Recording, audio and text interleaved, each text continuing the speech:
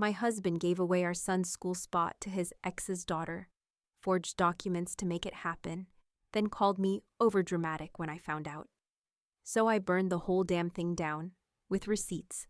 Hi Reddit, call me crazy, but I never thought I'd end up here, ranting anonymously about my husband, a private school, and a 9-year-old girl calling him Daddy Tricky. Yet, here we are. My name's Anna, and I've been married to David for 7 years. We have one son together, Eli. He's turning 6 this fall and was supposed to start at one of the top elementary schools in our city. We bought a tiny but overpriced apartment 3 years ago, solely because it was in the right district. We planned his future around it. Language immersion, extracurriculars. Even his pediatrician was on board with the early development track. Yeah, we're those parents. Everything was on track until she came back. Claire. Claire is David's old flame, not just an ex, but the ex. The one who left him during his broke startup boy phase and moved abroad to marry some finance guy. The one David's mom used to hint was too classy for him anyway. The one who had a daughter and a whole Pinterest life overseas until her husband cheated, she filed for divorce, and surprise, she moved back into town. At first I felt bad for her. I mean, it's rough getting cheated on and starting over with a kid. But then David started changing. He started working later, disappearing on weekends, always saying he was helping an old friend.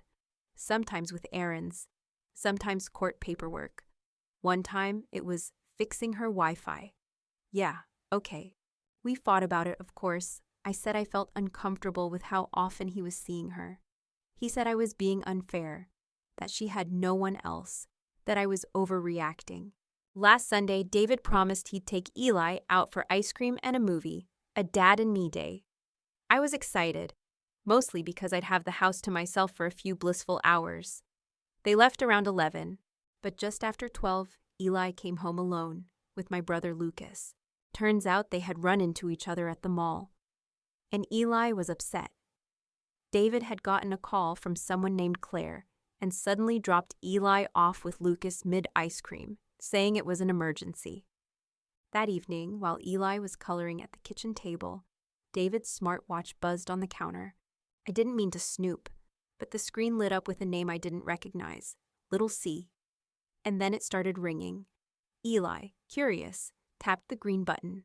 And that's when Claire's daughter's voice filled our kitchen. She whined, "Daddy Tricky, I don't want to go to that boring school. The teachers make us read all day and homework is so dumb. I want to go to the school you showed me, the one with the pretty classrooms and the iPads." I froze. Eli looked confused. The call ended when she realized she wasn't talking to David. 10 minutes later, I confronted him. He looked guilty, but not apologetic. "She's just a kid," he said. "Claire's daughter needs support right now. I promised to help." I asked, "Why does she even know about Eli's school?" And he hesitated, then admitted he gave up Eli's spot. Transferred it to Claire's daughter. Apparently, he figured Eli would be fine at a local school closer to our apartment. That it's not the school that makes the student. That Eli has Anna's brains anyway. I almost laughed. Almost. Then I packed a bag for Eli and went to my mother's. That was a week ago. There's more to this mess, but I needed to get this part off my chest first. Because even now, David still doesn't get why I'm angry. Maybe Reddit will. So after David confessed to what he did, giving Eli's spot at the top school to Claire's daughter like it was some damn grocery coupon, I left. Took Eli, went to my mom's. Told David not to contact me unless it was about our son. I needed space. And more than that, I needed to not commit a felony. He texted that night. "I did what I thought was right. She needed help. You're making this bigger than it is. Oh, I'm sorry. Was it me who gave away my child's education for a pity party?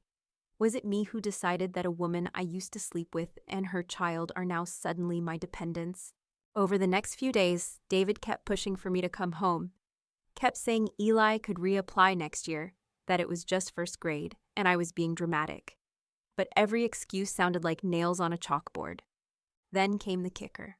Apparently, Claire had been using our address, the one tied to the school registration, for her daughter's application. David had helped her out by letting her use our lease and a fake shared guardianship form that he signed without telling me. Yeah, that's fraud. I didn't know whether to scream, cry, or call a lawyer. Meanwhile, Eli had questions. Why can't I go to the school we picked, Mom? Did I do something bad? Is Dad mad at me? I reassured him, told him none of this was his fault, but inside, my heart was breaking. He'd worked so hard, memorized all his letters early, practiced interviews with me like it was a job. The idea of walking him to a rundown neighborhood school because his father had a savior complex for his ex, it made me sick. Then something unexpected happened. David's mom reached out. Now, this woman, Elaine, is not someone I've ever been close to. She always thought I lacked ambition, whatever the hell that means for a stay-at-home parent who manages a house, a kid, and a freelancing gig. But even Elaine was appalled when I told her everything. Turns out, Claire was also the reason Elaine and her own husband divorced decades ago. Guess David inherited the fall for the worst person possible gene. Elaine said, "You didn't overreact. What David did was betrayal, not just of you, but of his own son." For once, I agreed with my mother-in-law. Then Claire, because of course she did, started posting cutesy Instagram stories. Her daughter getting ready for her first day at her dream school. A picture of David assembling a pink desk in a new study nook, tagged blessed and co-parenting goals. Co-parenting, excuse me. I was livid. So I did what any rational, scorned woman would do. I called the school board, not out of spite, but to clarify that Claire had submitted fraudulent documents. Gave them the real lease, the real guardian info, and a copy of the custody agreement that said David and I shared decisions for Eli, and Eli only. I didn't know what they'd do. But 2 days later, Claire's daughter was unenrolled, and Eli's spot was restored. The school reached out, said they had reevaluated the registration process, and given the circumstances, would allow Eli to begin as originally planned. I cried, ugly cried. And then I told David. He was furious, said I'd embarrassed him, undermined his decision, that I ruined a child's chance at happiness. I asked him, "What about our child's happiness, David?" He didn't answer. I still haven't moved back. I don't know if I will. There's more to this story. Oh boy, there's so much more. But this felt like a small win. For Eli, for me. For every mom who's been made to feel crazy for wanting what's best for her kid. And as for Claire, last I heard she's considering suing the school. And David, he's sleeping alone. Hey Reddit, it's me again. I didn't expect to come back so soon. But holy hell, things escalated faster than I thought. So where were we? Oh right, I had just gotten Eli's spot back at school after exposing Claire and David's helpful little lie to the school board. And David? He wasn't exactly thrilled that I'd gone behind his back to undo his whole betrayal with a side of perjury move. What I didn't expect was what came next. A week after the fallout, David showed up at my mom's house with flowers. Actual flowers. The kind gaslighting husbands buy in movies right before they kill you. He stood on the porch, looking like a kicked puppy, and asked if we could talk. Against my better judgment, and because Eli saw him and immediately ran outside, I let him in. We sat at the kitchen table like two strangers negotiating a hostage release. He started soft. "I messed up," he said. "I see that now." I didn't respond. He went on. I thought I was doing the right thing. Claire was desperate. Her kid needed help, and I guess I felt guilty. I didn't mean to hurt you or Eli. I wanted to scream. Instead, I just asked, "Why didn't you ask me?" He looked up like the concept had genuinely never occurred to him. Then he said something that pissed me off more than anything he'd done before. "I didn't think you'd understand. Not, I didn't think you'd agree. Not, I was scared you'd say no." He genuinely believed that as a stay-at-home mom, I couldn't comprehend the complexity of his moral high ground. Reader, I saw red. "You didn't think I'd understand giving up my child's future for your high school girlfriend," I said, voice shaking. "She's not." "Don't." I stood up. He flinched. "Good. Then I laid it out for him. Your loyalty to Claire has always been weird. You were never over her. And instead of being honest about it, you made me feel crazy every time I brought it up. Then you gave her daughter our son's school placement, forged paperwork, and lied to my face for months. And now you want to play the poor confused dad card? He had nothing to say, just stared at the floor like a damn toddler in timeout. So I told him the one thing he didn't want to hear. I'm filing for divorce.